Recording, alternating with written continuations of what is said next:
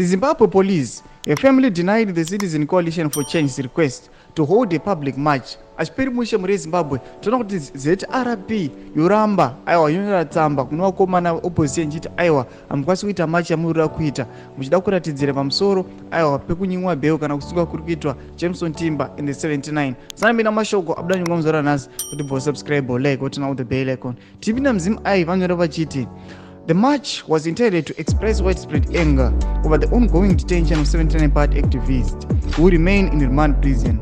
These activists were arrested during a commemoration of International Day of African Child. Tunoona nestatement racho yamuri kuona pavideo apo tsamba inonyorwa neZRP vachiencourage kuti aiwa isu hapana zvatinokwanisa kuita, munofanira kungostika to the law, hamuzofanira kuratidzira. Toona kuti polisi iri kurambidza kuti vakomana aiwa varatidzire zviri peaceful.